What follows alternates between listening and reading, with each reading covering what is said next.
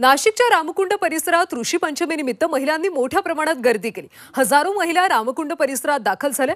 हिंदू धर्मात ऋषी पंचमीचा दिवस खूप महत्त्वाचा मानला जातो। 7 ऋषींना हा दिवस समर्पित केला जातो।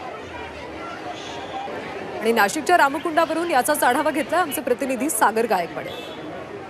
ऋषी पंचमी निमित्त आज नाशिकच्या गोदाकाठी महिलांनी स्नान करण्यासाठी गर्दी केलेली आहे। मी आता नाशिकच्या गोदा घाटा परिसरामध्ये आहे। इथे जर बघितलं तर आज ऋषी पंचमी आहे आणि या ऋषी पंचमी निमित्त महिलांनी स्नान करण्यासाठी गर्दी केल्याचं पाहायला मिळते। सकाळपासूनच महिलांनी स्नान करण्यासाठी नाशिकच्या या रामकुंड परिसरात गर्दी केल्याचं आपल्याला पाहायला मिळतंय। हजारो महिला ज्या आहेत त्या सकाळपासून या रामकुंड परिसरामध्ये आलेल्या आहेत। पावसाची जोरदार सुरुवात आहे। काल रात्री देखील नाशिकमध्ये मोठा पाऊस पडला आणि यामुळे गोदावरी नदी पात्रामध्ये वाढ झालेली आहे।